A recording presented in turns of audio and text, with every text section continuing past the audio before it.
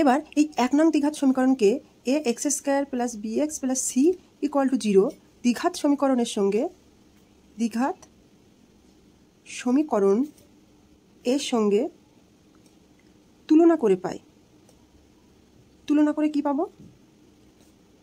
a = 3, b = 11 এবং c = -4।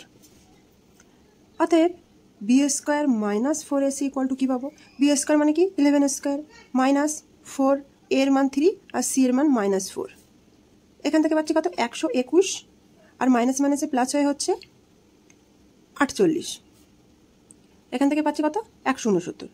এই 169 কিন্তু শূন্যর থেকে বড়। তাহলে এই যে আমরা যে 1 নং দ্বিঘাত সমীকরণ, এই দ্বিঘাত সমীকরণের একটু বীজগুলি বাস্তব কি লিখতে পারি? অতএব 1 নং দ্বিঘাত সমীকরণের বীজগুলি বাস্তব। অতএব বীজগুলি হলো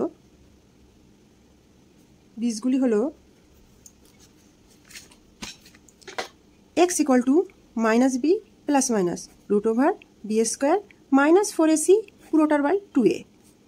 এখানে b এর মান আমরা কি জানি? 11, তাহলে এখানে হলো -11 প্লাস মাইনাস √b² মানে 11² -4 ইন্টু a এর মান 3 আর c এর মান -4 পুরোটার বাই হলো 2 × 3 এর মান 3। তাহলে এখান থেকে পাচ্ছি কত? -11 প্লাস মাইনাস, এটা ক্যালকুলেশন করলে কি পাবো? 121 প্লাস 48 বাই 6।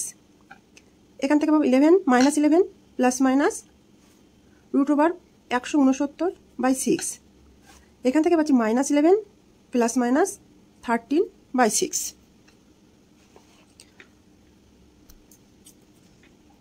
হয় x = -11 প্লাস 13 বাই 6 অথবা x = -11 মাইনাস 13 বাই 6। এখান থেকে পাচ্ছি x = 2/6 = 1/3 আর এখান থেকে x = পাচ্ছি -24/6 = -4। অতএব 1 নং দ্বিঘাত সমীকরণের বীজগুলি হলো 1/3 ও -4। তাহলে 1 নং দ্বিঘাত সমীকরণের যে দুটি বীজ পেলাম সেই বীজ দুটি হলো 1/3 ও -4। এখান থেকে কি পাবো? হয় x